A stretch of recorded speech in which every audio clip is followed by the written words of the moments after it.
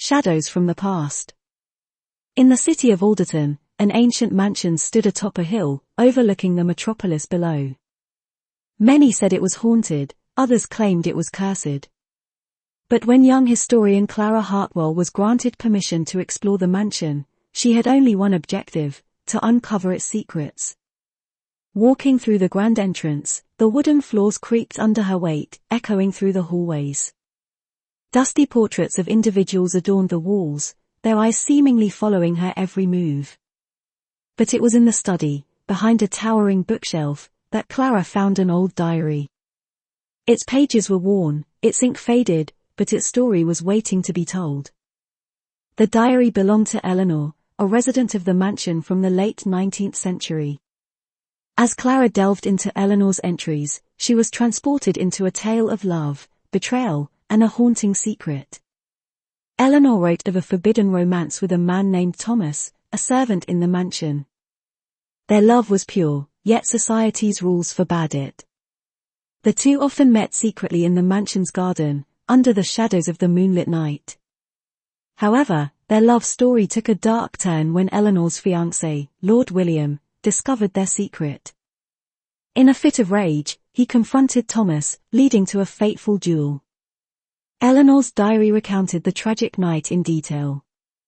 Thomas, though wounded, had managed to escape. But Eleanor, devastated by the turn of events, was confined to the mansion by Lord William.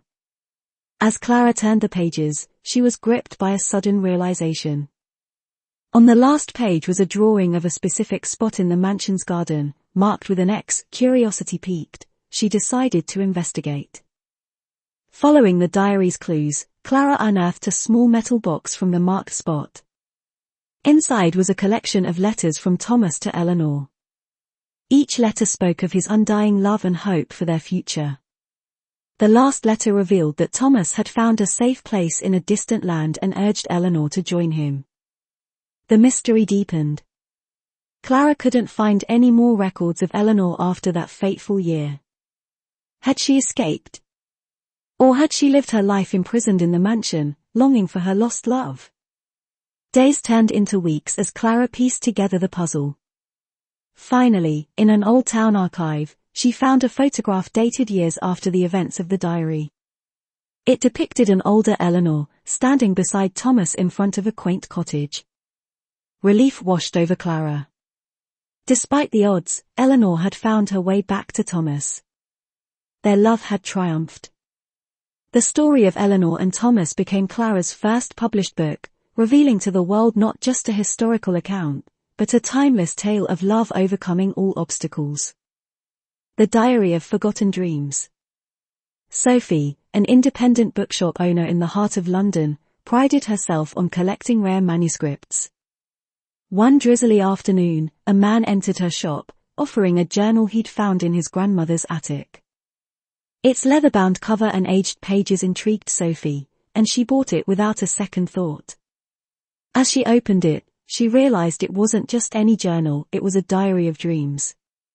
Not aspirations, but the surreal experiences one has while sleeping. The diary belonged to a woman named Amelia, dated back to the 1920s. Amelia's dreams, while abstract, seemed to weave a continuous story. A city floating on clouds, bridges made of rainbows, and forests where trees whispered secrets. However, what caught Sophie's attention was a recurring figure, a man in a silver mask, guiding Amelia through these dream landscapes. With each entry, Amelia's fondness for the man grew.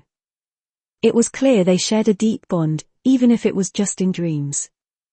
Amelia often wrote of longing to meet the man behind the mask in the waking world. One day, Sophie stumbled upon an entry where Amelia decided to host a masquerade ball, hoping her dream companion would appear. It was a grand affair, attended by the who's who of 1920s London. As the night deepened, a man in a silver mask approached Amelia. The two danced, and by the end of the night, he'd vanished, leaving behind just the mask. The entries that followed were filled with sadness. Amelia expressed regret for not asking the man's name or address. The dreams stopped, and with them, the diary came to an abrupt end. Intrigued, Sophie decided to host a similar masquerade ball in her bookstore, as an event to promote rare books. The evening of the ball, guests arrived in elegant dresses and suits, masks concealing their identities. As the night wore on, a man wearing a silver mask approached Sophie. Intrigued, she engaged him in conversation, and he revealed he was a descendant of the man in Amelia's diary. His grandfather had often spoken of a ball and a woman with enchanting eyes, a woman he'd met once and never forgot. Amelia, as it turned out, was the man's grandmother's best friend. The two women had lost touch after Amelia moved away, heartbroken from her unfulfilled love story. Amelia's dream man, in his later years, had tried to find her but failed. Sophie and the man, named James, became close friends. They turned the diary into a best-selling novel, celebrating the mysterious ways in which life and dreams intertwine. Midnight at the Lighthouse. In a small coastal village named Seaview, there stood a towering lighthouse that had been inactive for decades. The lighthouse was a subject of numerous tales, with villagers claiming it was haunted. On stormy nights, they said, you could hear a melancholic tune wafting from its highest point. Rebecca, a young journalist from the city, found herself in Seaview to write about the village's annual Fisherman Festival. However, she was more intrigued by the stories of the haunted lighthouse. With her innate curiosity, she decided to spend a night there, hoping to uncover the truth behind the ghostly tales. Equipped with a flashlight, camera, and a voice recorder, Rebecca ascended the spiraling staircase of the lighthouse. The howling wind and crashing waves created an eerie atmosphere. As midnight approached, to her astonishment, she began hearing the faint notes of a violin. Following the sound, she reached the top of the lighthouse and discovered an old, dust-covered gramophone playing by itself. Beside it was a diary. As she skimmed through, she realized it belonged to a man named Nathaniel, who was the last known keeper of the lighthouse. Nathaniel's entries spoke of his profound love for a woman named Lila. She was a violinist who played at the village tavern. Their love story was passionate but short-lived, as Lila tragically passed away in a boating accident. Devastated, Nathaniel would play her favorite tune on the gramophone every night, reminiscing their moments together. One entry particularly stood out to Rebecca. Nathaniel wrote about planning to leave Seaview and the painful memories behind. But before leaving, he intended to play Lila's tune one last time on the eve of the Fisherman Festival. Realizing that the date coincided with the night of her visit, Rebecca felt a chill down her spine. She then had an idea. Using her resources, she wrote an article about the love story of Nathaniel and Lila, bringing attention to the neglected lighthouse. Inspired by the touching tale, the villagers decided to renovate the lighthouse and convert it into a museum. The topmost room was preserved in its original form, with the gramophone and diary on display. Every year, on the eve of the Fisherman Festival, Lila's tune would play in memory of the undying love of Nathaniel. Rebecca's article not only boosted her career but also revived a forgotten love story, reminding the village of Seaview about the tales and memories that make a place truly special. The Lost City of Echoes. Professor Alex Ward was no stranger to adventures. As an archaeologist, he had traveled to the most remote parts of the world, unearthing mysteries that had baffled humanity for ages. Yet, the legend of the City of Echoes was one enigma he had not cracked. Rumors spoke of an ancient city hidden deep within the Amazon rainforest. This wasn't a typical lost city. Legends told that anyone who ventured into it could hear echoes from their past, whispers of lost loved ones, faded memories, and long-forgotten lullabies. Drawn to its allure, Alex embarked on an expedition, guided only by fragmented maps and tales from local tribes. As days turned into weeks, the dense forest unveiled its challenges: unpredictable weather, wild animals, and treacherous terrains.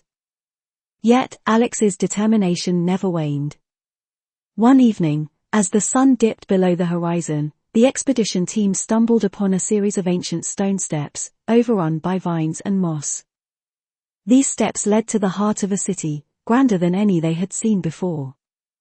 Its architecture was a blend of different civilizations, suggesting that many had discovered this place over millennia. As Alex explored, he started to experience the city's magic. He heard the joyous laughter of his sister, who had passed away in childhood. There were whispers of conversations he had long forgotten, and tunes of songs his mother sang. However, not all echoes were comforting. Some members of the expedition team heard voices of regret and sorrow. Overwhelmed, a few chose to leave, but Alex was intent on uncovering the city's secrets. Deep within, he discovered a temple with inscriptions. They spoke of the city's builders, a civilization that believed in the power of memory. They had harnessed the city's unique energy, which drew from the universe's cosmic vibrations, enabling one to relive echoes of their past. But there was a warning. The city was not just a place of nostalgia, it was a test. Those who dwelled on painful memories without accepting them would be trapped within the city forever, becoming echoes themselves. Understanding the weight of the legend, Alex decided it was time to leave. He documented his findings, ensuring the location remained a secret. The world wasn't ready for the power the city held. Back in civilization, Alex wrote about his experiences, omitting the city's exact location. The City of Echoes remained an enigma, a reminder of the delicate balance between cherishing memories and becoming prisoners of our past.